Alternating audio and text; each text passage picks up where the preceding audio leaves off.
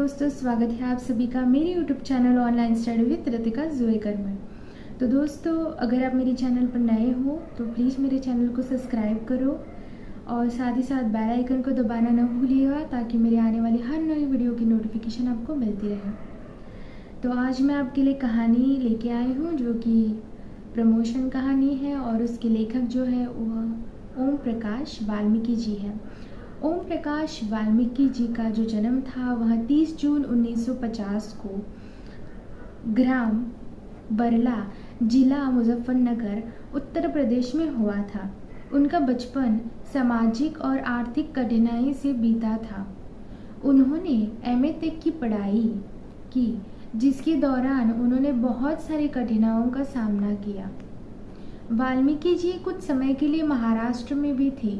तब उन्होंने अंबेडकर जी की किताबों का भी अध्ययन किया था और वहीं से दलित समाज के लोगों से उन्होंने संपर्क किया और उसके बाद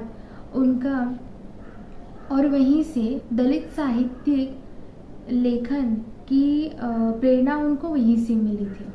प्रमोशन कहानी के जो पात्र हैं वह है सुरेश, शांति, राम अवतार पांडे, अनवर खान, मनोज जोशी, किशोरीलाल गौतम, अब्दुल कादिर।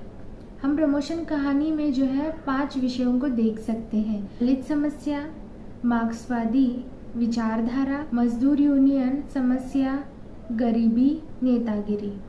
प्रमोशन कहानी एक दलित दंपत्ति की कहानी है।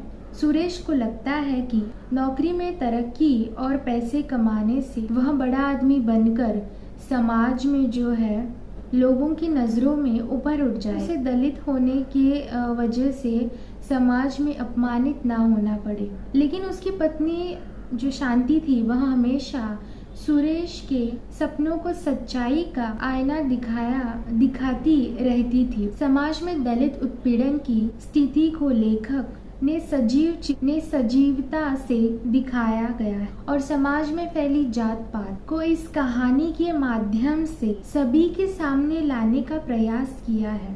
तो कहानी शुरू ऐसी होती है कि सुरेश जो है वह स्वीपर था और बहुत लंबे इंतजार के बाद जो है आखिरकार उसका प्रमोशन होकर वह मजदूर बन गया।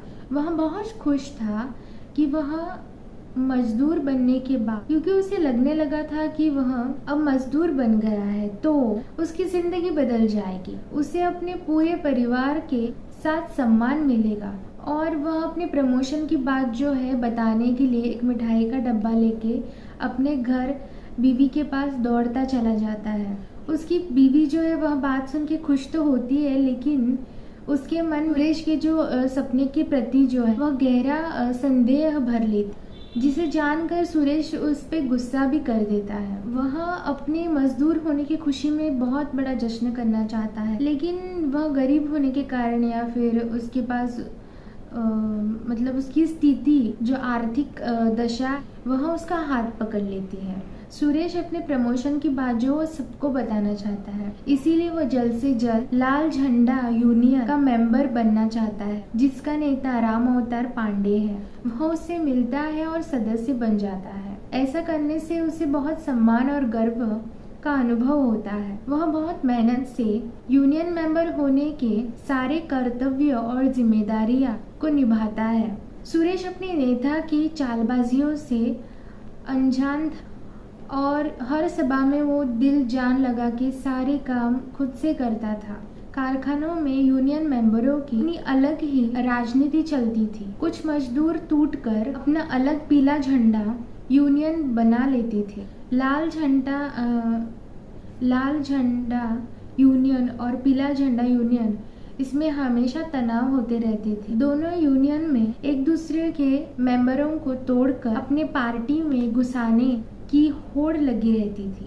उनका नारा था मजदूर भाई भाई। मशीन मिल में मनोज जोशी नाम का वर्कर काम करता था, जिसका अधिकारी अनवर खान के साथ हमेशा झगड़ा होता रहता था और दोनों के बीच जो बात है बहुत बढ़ जाती है।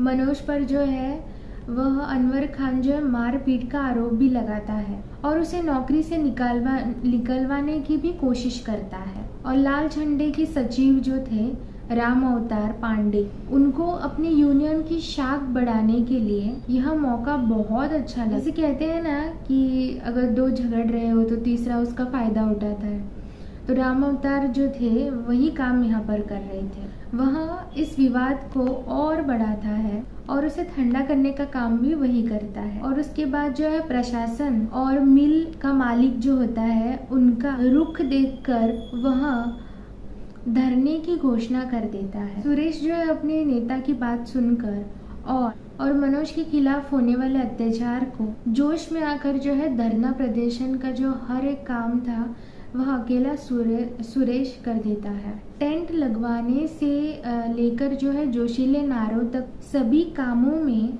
बढ़ चढ़कर हिस्सा लेता है। वह सारे मजदूरों से मिलकर भीड़ भी जुटाने की कोशिश करता है, पर अचानक अखबार वालों के आने से अचानक गतिविधियों में बदलाव होने लगते हैं। जिन्होंने इस धरने के इंतजाम में कुछ भी नहीं किया, वह इधर उधर के सभी आते हैं और जो सुरेश जो होता है वो सबसे आगे खड़ा रहता है। जिन्होंने कुछ काम किया ही नहीं हो वो आते रहते और सुरेश को जो है पीछे धकेलते रहते। जो धरना था उसका जो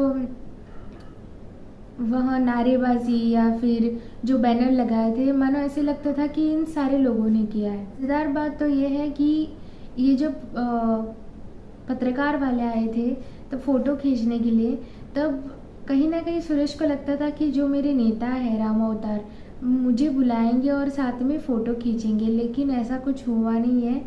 वह सिर्फ फ़ोटो में जो कतार में थे उससे आगे वहीं खड़े थे, तो फिर अपना ही देख रहे थे, उसको कोई याद नहीं कर रहा था। और जब अखबार वालों का फ़ोटो खींचकर हो जाता है तो धीरे धीरे करके वो जो चालाक मजदूर थे वह एक एक करके वहाँ से हट जाते और सुरेश को जो है बहुत दुख होता है। और धरना खत्म होने के बाद भी जो है सुरेश वहाँ रुककर अपने सारे काम पूरे करता है। और ये जो घटना थी वह सुरेश को कहीं ना कहीं अंदर तोड़ रही थी, मरोड़ रही थी।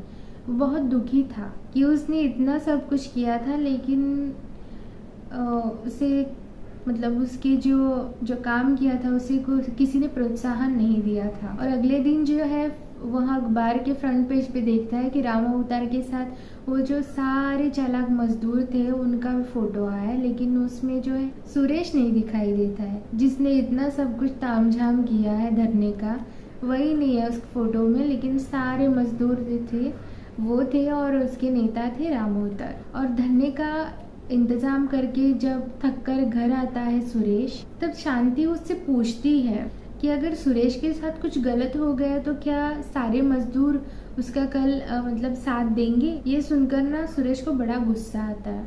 शांति को जो थी अक्सर सुरेश की बात जो थी वो समझ में नहीं आती थी, जिसके कारण जो थी दोनों में सुरेश और शांति में जो थे वो मतभेद हो जाते थे, झगड़ा हो जाता था। क्योंकि जब भी सुरेश कुछ काम से आके कुछ कहता था ना, तो वो जो शांति थी वह हमेशा उसकी बात पे संदेह कर। सुरेश को जो था एक केमिकल कंपनी में काम पर लगा दिया गया था। वहाँ पर वर्कर को 250 ml दूध जो था वह देने का जो काम था वह सुरेश को दिया गया था। लेकिन रोज जो है वह दूध लेने का काम जो था किसी न किसी वर्कर को सौंपा दिया जाता। एक दिन जब यहाँ ड्यूटी थी तो वह सुरेश को मिली और दूध लेने के लिए वह चिल्ला कर सारे वर्कर को बुला रहा था कि आओ और दूध लेके चले जाओ, लेकिन उसकी बात सभी ने सुनकर वे अनसुनी कर दी, क्योंकि वह दलित समाज का वह व्यक्ति था और उसके हाथ से वह लेना यानी कि वह पाप समझते थे। और सुरेश के मन में जो था वह अंधेरा सा छाने लगा। उसने अपने सुपरवाइजर को थी वो सारी आप बीती बता दी और सुरेश को जो था वह मजदूर भाई भाई का जो नारा था वह उसके कान में गूंज रहा था। दूध न ले जाने की जो बात थी वह किशोरीलाल गौतम को भी कुछ समझ में नहीं आई और इसका कारण जानने के लिए जो थे वह अपने जो वफादार अब्दुल था उसे बुलाता है और उसे पूछता है कि आज क्या हुआ है ऐसा कि कोई आज दूध लेने के लिए क्यों नहीं आया है। जो अब्दुल था वह उसे बताता है किशोरीलाल को कि ये जो सुरेश है वह दलित समाज का व्यक्ति है, तो उसके हाथ से दूध पीना पाप है, तो इसीलिए कोई भी वर्कर उसके हाथ से आज दूध नहीं पिएगा, इसलिए कोई भी नहीं आया। यह जब किशोरी लाल सुनता है ना तो झटका लगता है। उसे आज तक यह बात पता नहीं चली कि मतलब ये जो नारा था ना, मजदूर मजदूर भाई भाई, लेकिन ये जब जाति पाति पर आते हैं तब ये नारा कोई मतलब किसी अर्थ का नहीं रहता है। में ओम प्रकाश वाल्मीकि जी ने बड़ा अच्छा संदेश दिया कि समाज में होने वाले जाति पाति के आधार पर होने वाले भेदभाव ठीक नहीं है। व्यक्ति यदि ऊंची जात का है या फिर निचली जात का है, दोनों को समान अधिकार है समाज में जीने का, और उसके साथ होने वाले जो गलत व्यवहार है वह मानवीय आधार पर ठीक नहीं है और नहीं संवैधानिक आधार पर। समाज में आज भी जाति पाति के नाम पर जो है वह मासूमों पर कई सारे अत्याचार होते हैं, और जिसके कारण जो है या फिर इसे रोकने के लिए इस कहानी के माध्यम से लेखक ने जागरूकता फैलाना चाहते हैं। इसके साथ ही लेखक मार्क्सवादी विचारधारा को जो खुद को मजदूरों के अधिकारों को सबसे बड़ा हितैषी मानते हैं, उनकी भी असलियत खोलने की कोशिश करते हैं। लेखक ने दिखाया है कि अधिकतर मजदूर पार्टियों के मजदूरों को बुद्धू समझते हैं या फिर उनको बुद्धू बनाकर उनका जो है गैर फायदा उठाते हैं और मौका मिलने पर राजनीतिक चमकाने की कोशिश में लगे रहते हैं और उन्हें मजदूरों के हितों की कोई परवाह ही नहीं रहती है। तो दोस्तों, आज का विषय हमारा ये ख़त्म होता है। अगर कुछ एडिशनल होगा तो मैं आपको बता दूंगी। ठीक है दोस्तों, जाने से पहले फिर से आपको याद दिला रही हूँ, अगर आपने अभी तक मेरे चैनल को सब्सक्राइब नहीं किया हो तो प्लीज़ सब्सक्राइब करो और साथ ही साथ बेल आइकन को दबाना ना भूलिएगा। और मेरे बाकी की जो वीडियोस हैं वो भी देखो। आपको कैसे लगे वो कमेंट सेक्शन में बता देना मुझे। और अब मेरा वीडियो देखने के लिए धन्यवाद। मिलते हैं अगले वीडियो में।